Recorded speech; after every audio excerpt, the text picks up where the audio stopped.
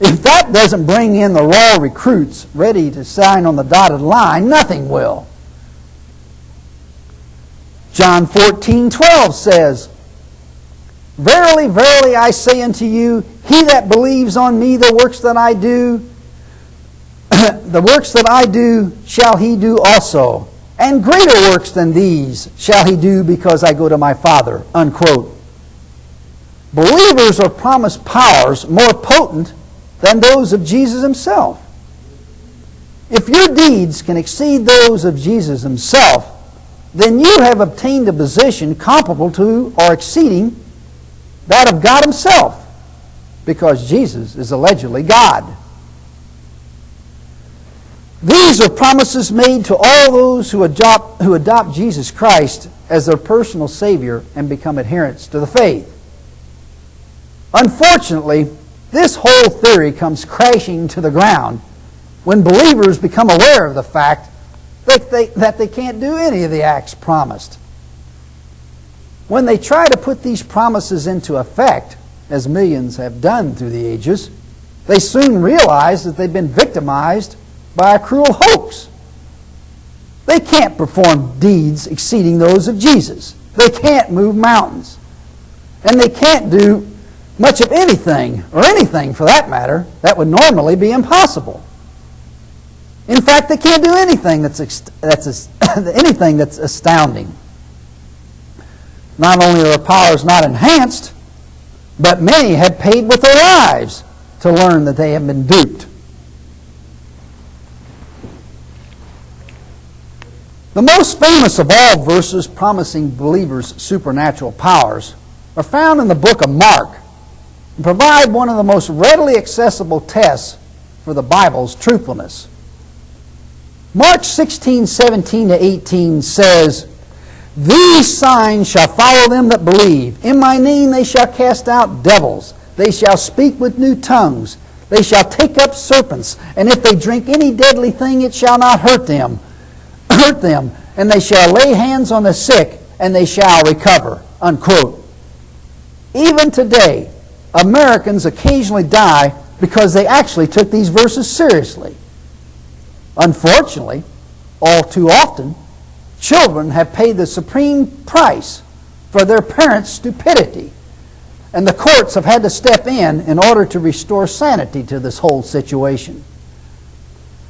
Those who choose to put this book to the test and really believe that they can drink any deadly thing and play with dangerous serpents without being harmed are headed toward disaster. That's why so many Christians are secretly trying to have the last 12 verses in the book of Mark expunged from the Bible. And others are attempting to use the "when that which is perfect has come" device found in 1 Corinthians 13:10. Then, of course, some others claim these verses only applied to the people Jesus was speaking to at that particular time.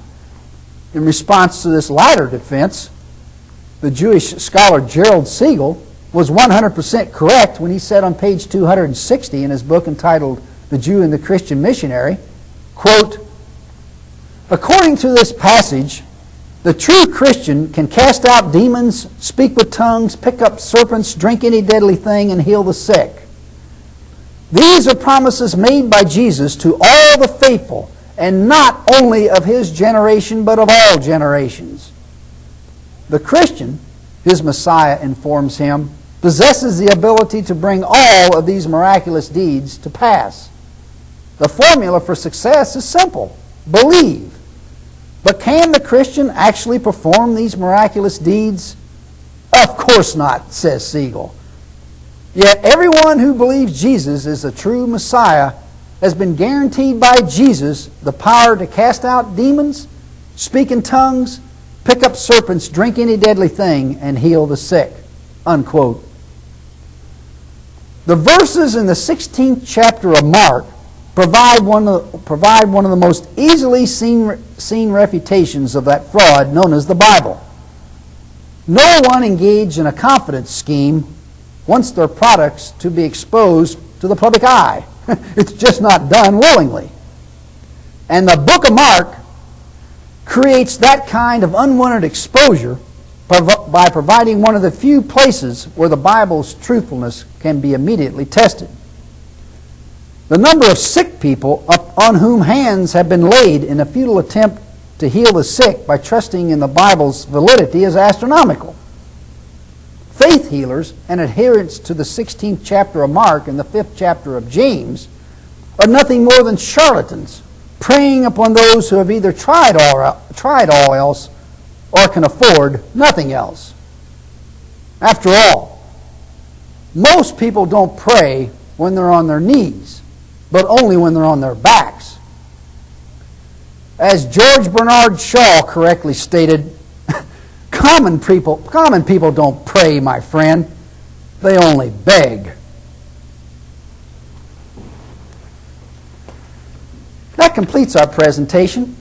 And please join us later for the 45th edition of Biblical Errancy Commentary, when we'll continue showing why the Bible is nothing more than the flawed composition of some fallible human beings. Thank you for listening.